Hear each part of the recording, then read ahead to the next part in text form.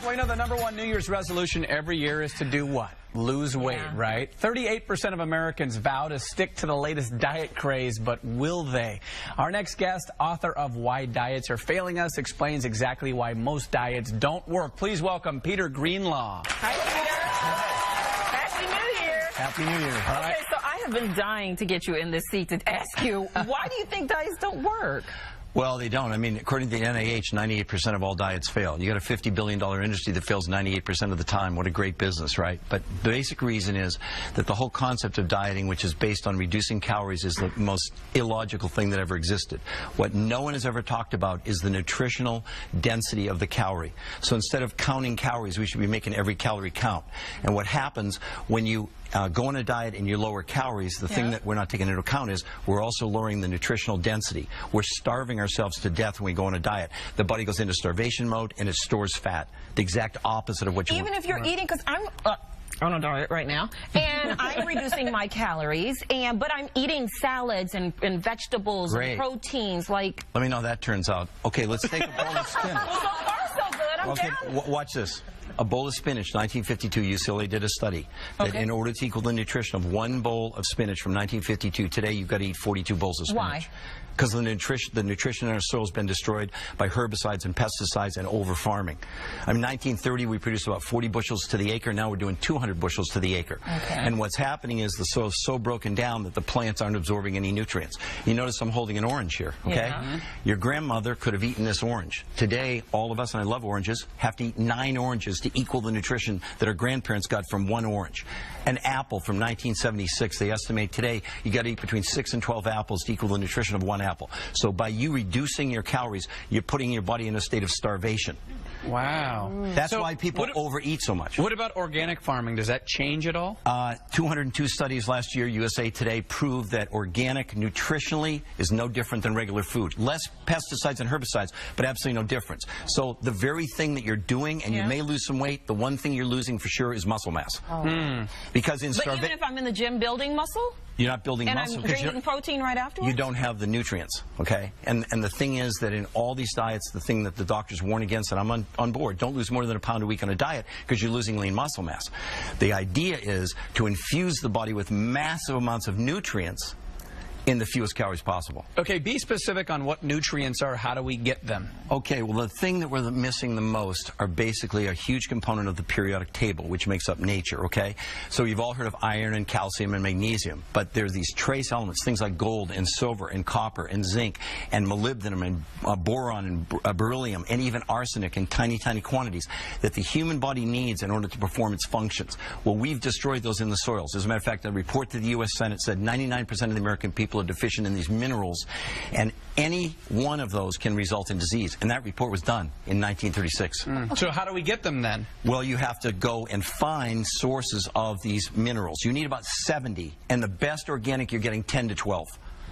Go ahead. So you're saying that we are counting calories so much that now we're not getting enough nutrients and our body goes into starvation mode. Absolutely. What does starvation mode mean for our bodies? Well, basically it's called ketosis. And in simple layman's terms, what it means is that the body will begin to stop burning fat and store it because we're in starvation. The body's in panic mode, basically. So it doesn't matter how much exercise you do. No. It doesn't matter how well you... No, that can actually make it worse because now you're eating food with no nutrition in it, and what happens is the body gets to a choice point. It only has 3 things it can burn: sugar, muscle, and fat.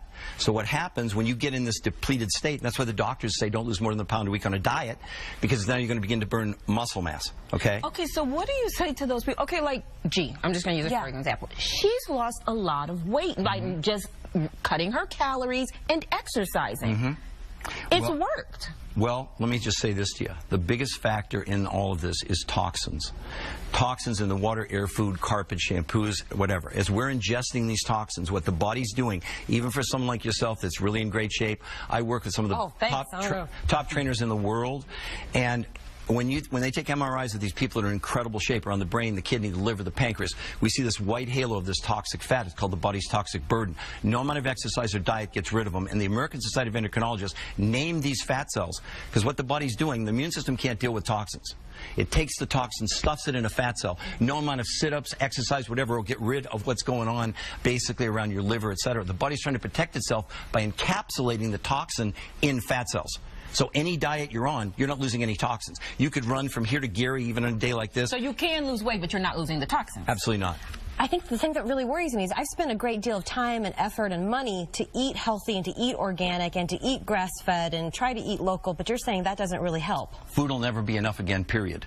It's just proven, I mean, over and over. There's not broccoli, Brussels sprouts, spinach. I don't care what the nutritional value is just crashing. And the scary part is we're using up the soil in North America 10 times faster than we're replacing it. There are estimates now that within 80 years, we're basically going to be a giant dust bowl because we've so over-farmed and we've so inundated the soil with herbicides and pesticides. And remember, we eat whatever they eat if it's a plant or an animal.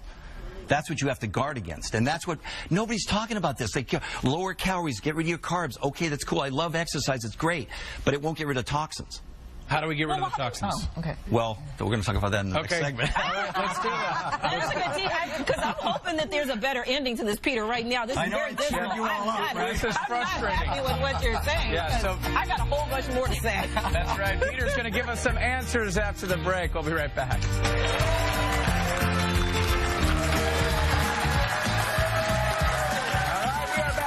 With author and health and wellness expert Peter Greenlaw. Now, before the break, you kept us hanging there about how are we going to get nutrients in our body since we can't get it from food alone.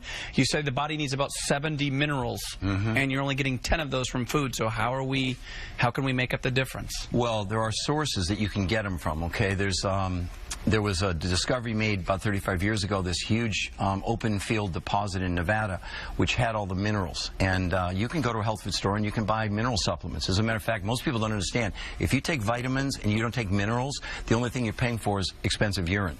Right. A lot of doctors say that your body doesn't... You can't utilize vitamins without minerals, okay? It's the most overlooked thing. Minerals are called the spark plugs of life. They are the absolute cofactors for all the enzyme reactions in the human body. But what if you get the multi-pack? Isn't that in there? Vitamins, minerals, and everything? You might have 10. Yeah. So you might have 10 or 20, and you need 70. What minerals are essential? I mean... Well, beyond iron and calcium and magnesium, but like I said before, iron, you need gold and silver and zinc and copper and beryllium. So go to the store and get the mineral supplement. That's it? That's all we have to do? No, that's not all. That's, what else that's do we a have start. To do? Well, come on now, Peter, give us the information. Minerals. She's hard. So on top of the minerals, now we still have to eat, so we have to make all these calories count. Okay, so how do we make the calories count? So let's just start with the basics. The world's most perfect food is definitely mother's breast milk.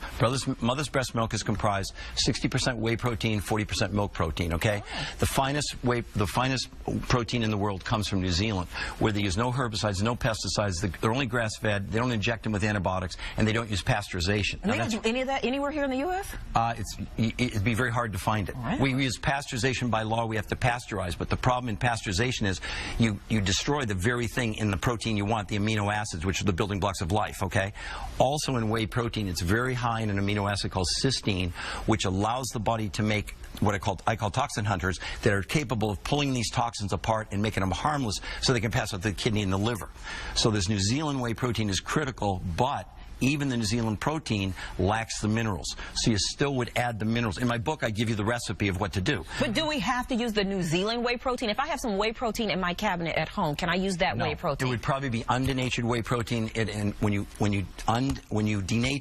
it's denatured, meaning it's used high heat, they've pulled the amino acids apart. Your body needs those amino acids to make muscle, for example. That's one of the reasons why people on diets typically they'll get all that loose skin, because what they're losing is muscle mass. They're not losing the fat, they're not building muscle. So it's a fundamental part of nature. Mother's breast milk, this 60% component of whey protein and this 40% component of milk protein, now add the minerals and add one other thing. You've all heard of probiotics, right? Which support gut health. Okay, well, that's not what you want. You want prebiotic fiber. What prebiotic fiber does, it manufactures the good flora in the gut. So instead of taking a supplement to make up for what we don't have, it's the body doing it, okay? So that's the first thing. The second thing that's critical that contains these powerful toxin hunters citrus is just the inner heart gel of the aloe vera plant, not the leaf. You'll go in the store and you'll see whole leaf aloe. Now, I'm from Colorado, so you have to be careful when it has a whole leaf on it. Yeah, right. But the whole leaf aloe, what happens is they crush up the whole plant. Well, in the inner heart gel of the aloe plant,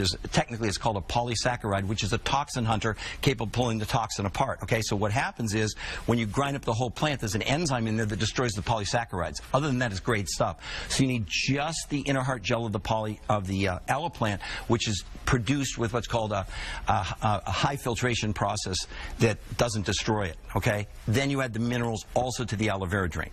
Now, on top of that, this is all in the drink? It's all in the drink. Okay. Yeah, so that's why, again, food will never be enough again. We're talking about, we're not processing here, we're enhancing what Mother Nature gave us, okay?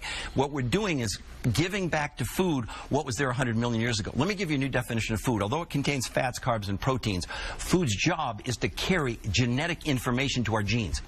So when you're feeding your body not all the nutrients, the gene is not getting the complete message. Now, what do you do? The actual protocol. What do you consume? Basically, for a week or 4 or 5 days when you start, you have a shake from New Zealand for breakfast. You eat regular food for lunch, healthy food. Okay. Then you have a shake at night. So let's say you do that for 4 or 5 days or a week. Then you do 2 days of what I call nutritional fasting. Now, this sounds like an oxymoron. What you're doing is, see, all you have to do to detox, stop eating for 4 hours, you start detoxing. But as you begin to release the toxins, you have nothing to break them apart. So what the body does is it takes them and stuffs them back in fat cells. So on the 2 days of nutritional fasting, you basically have 4 ounces of the aloe vera 4 times a day, and your body will naturally burn off sugar. Do you feel satisfied? I work with people who weigh 600 pounds that are totally satisfied. I have one guy that lost 387 pounds in 22 months. He has no loose skin. Okay, that guy was not having like tofu for lunch. Well, you got to check out Peter's book. It's called Why Diets Are Failing Us. It's available today, and guess what? Everyone in the audience is going home with a copy. Thank you, Peter. Thank you. Yeah, let us know how it works out for you. Coming up, Peter. we're going to talk to someone who lost nearly 100 pounds working out at a gym designed for the ultimate weight loss success. We'll be right back.